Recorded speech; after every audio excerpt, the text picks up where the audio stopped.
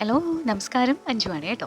അപ്പോൾ ഇന്ന് ട്രാവൽ ഡയറിയിലൂടെ ഞാൻ നിങ്ങളെ കൂട്ടിക്കൊണ്ടു പോകുന്നത് കടലിൻ്റെയും കാറ്റിൻ്റെയും നിറമില്ലാത്ത സംഗീതാനുഭൂതി പകർന്നുകൊണ്ടുള്ള അത്ഭുത ഭൂമിയിലേക്കുള്ള ഒരു യാത്രയാണ്.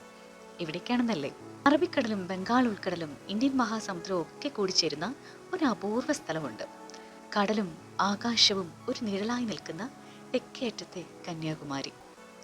സൂര്യോദയം സ്വർണ്ണ നിറത്തിൽ തീരം മൂടുന്ന പോലെ തന്നെ സൂര്യാസ്തമയം ചുവന്ന പെയിന്റിങ് പോലെ ആകാശം നിറയ്ക്കുമ്പോഴും ഇവിടെ സമയം നിശബ്ദമാകുന്ന ഒരു ഫീലാണ് ഏതൊരു യാത്രികനും സമ്മാനിക്കുന്നത്. സൂര്യോദയം ആയാലും അത് സൂര്യാസ്തമയായാലും ഒരുപോലെ മനോഹരമായി കാണാൻ കഴിയുന്ന മനോഹരമായൊരു തീരം. പ്രകൃതി സൗന്ദര്യത്തിന് പേര് കേട്ട കന്യാകുമാരിക്ക് പുറമെ മനോഹര ചരിത്ര പ്രാധാന്യമുള്ള ആത്മീയതയുടെ മുഖമുദ്രയായ ചില ഇടങ്ങൾ കൂടി ഇവിടെ വിസിറ്റ് ചെയ്യുന്ന സമയത്ത് നമ്മൾ പോകേണ്ടതായിട്ടുമുണ്ട്. എന്നാൽ അത് നമുക്കൊരു യാത്ര സമ്പന്നത തന്നെയാണ് അനുഭവിക്കാൻ കഴിയുന്നത്. കന്യാകുമാരി എത്തിയാൽ സമയം കളയാതെ ഈ പറഞ്ഞ മെയിനായിട്ട് കാണേണ്ട ഒരിടമുണ്ട്. അതാണ് വിവേകാനന്ദ റോക്ക്. ആത്മീയ സാന്നിധ്യം അനുഭവിക്കാൻ ഏറ്റവും അടുത്ത് എത്തിച്ചേരാവുന്ന മറ്റൊരു മനോഹരമായ പ്രദേശം ഇവിടെ അടുത്തൊന്നും ഇല്ലെന്ന് തന്നെ പറയാം. ഇവിടുത്തെ മെയിൻ ഹൈലൈറ്റ് എന്ന് പറയുന്നത് തിരുവള്ളുവരുടെ പ്രതിമ തന്നെയാണ്. തലയെടുപ്പോടുകൂടി നിൽക്കുന്ന ആ വലിയ പ്രതിമയും അതുപോലെ തന്നെ ആ പ്രതിമയുടെ മഹത്വവും ഒക്കെ ആ ഒരു പ്രദേശത്തെ കൂടുതൽ സുന്ദരമാക്കുന്നു എന്ന് തോന്നിയിട്ടുണ്ട്. ഈ ഒരു സ്ഥലത്തേക്ക് പോകുമ്പോൾ തന്നെ നമ്മളൊരു ബോട്ടിലായിരിക്കുമല്ലോ യാത്ര. ആ സമയത്ത് തിരമാലയുടെ താളത്തിൽ കഥകൾ പറയുന്ന മനോഹരമായ തീരത്തെ ഒന്നുകൂടി അടുത്തറിയാൻ നമുക്കൊരു അവസരം കിട്ടുകയാണ്. ഓരോ യാത്രികൻ്റെയും മനസ്സിൽ ഒരിക്കലും മാഞ്ഞു പോകാത്ത ഒരു ഓർമ്മയെ നിലനിൽക്കും ഈ ഒരു കന്യാകുമാരി ട്രിപ്പ് എന്നതിൽ തർക്കമേ ഇല്ല.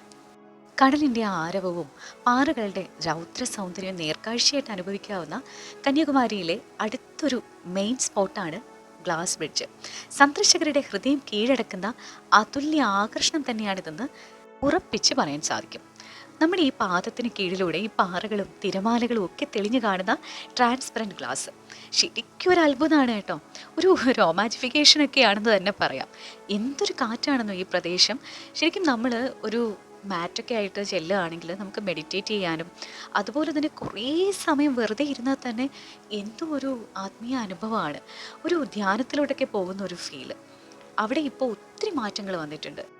ഒരുപാട് ഭംഗിയായിട്ടാണ് ഓരോ സ്ഥലങ്ങളും അവർ ടേക്ക് കെയർ ചെയ്തേക്കുന്നത്. നമുക്ക് ആ സ്ഥലത്തോട്ട് എത്തിക്കഴിഞ്ഞു കഴിഞ്ഞാൽ അവിടുന്ന് വരാനായിട്ട് പോലും തോന്നില്ല, അത്രയും ഭംഗിയാണ്. അതുപോലെ തന്നെ എനിക്ക് ഏറ്റവും ഇഷ്ടപ്പെട്ട സംഭവം ഈ ഗ്ലാസ് ബ്രിഡ്ജായിരുന്നു. പലരും മറ്റ് പല ഫോറിൻ കൺട്രീസിലും ഒക്കെ എക്സ്പീരിയൻസ് ചെയ്ത പിക്ചേഴ്സൊക്കെ കാണുന്ന സമയത്ത് അതും നമുക്ക് എത്തിച്ചേരാവുന്ന ഒരു സ്ഥലത്ത് അങ്ങനെ ഒരു സംഭവം ഉള്ളത് നമുക്ക് ഭയങ്കര അഭിമാനവും അതുപോലെ തന്നെ ഒരു അത്ഭുതവും ഒരു എക്സൈറ്റ്മെൻറ്റും ഒക്കെയാണല്ലേ. അപ്പോൾ ഞാനും അത് എക്സ്പീരിയൻസ് ചെയ്തപ്പോൾ ഉള്ളത് ശരിക്കും അമ്പിളിമാമനെ കയ്യിൽ കിട്ടിയ ഒരു കുഞ്ഞിൻ്റെ ഒരു കൗതുകവും ഒക്കെ ആയിട്ടായിരുന്നു. ആ ഒരു ബ്രിഡ്ജിലൂടെയുള്ള യാത്ര അല്ലെങ്കിൽ ഓരോ നിമിഷവും ഒരു യാത്ര ആസ്വാദകനെ സംബന്ധിച്ച് മറക്കാൻ പോലും കഴിയില്ല. പ്രകൃതിയും സൗന്ദര്യവും പുരാണവും ചരിത്രവും കൈകോർത്ത് നിൽക്കുന്ന മനോഹരമായ കന്യാകുമാരി. ഈ കന്യാകുമാരി വിസിറ്റ് ചെയ്യുന്ന ഓരോരുത്തരെയും അവരവരുടെ ആത്മാവ് വരെ സ്പർശിക്കുന്ന ഒരു അനുഭവം തന്നെയാണ് സമ്മാനിക്കുന്നത്. മസ്റ്റായിട്ട് വിസിറ്റ് ചെയ്യേണ്ട മനോഹരമായ ഒരു പ്രദേശം. എന്തായാലും ഇവിടെ ഒത്തിരി കാഴ്ചകളാണ് സമ്മാനിച്ചത്. ഒത്തിരി മനുഷ്യർ വളരെ സന്തോഷത്തോടെ ഈ സ്ഥലത്തെ എക്സ്പീരിയൻസ് ചെയ്യുകയും ആസ്വദിക്കുകയും ഒക്കെ ചെയ്യുന്നുണ്ട്. എന്തായാലും ഒരുപാട് സന്തോഷം. ഈ ഒരു കാഴ്ച അനുഭവം നിങ്ങളിലേക്ക് എത്തിക്കാനായിട്ട് എനിക്ക് സാധിച്ചതിൽ എനിക്ക് ഒരുപാട് സന്തോഷമുണ്ട്. എൻ്റെ ട്രാവൽ ഡയറിയിലൂടെ മറ്റൊരു യാത്രാവിശേഷവുമായി വീണ്ടും നമുക്ക് കേട്ടുമുട്ടാം. അതുവരേക്കും കൂടെ ഉണ്ടായിരുന്നത് അഞ്ജുവാണ്. Love you and by.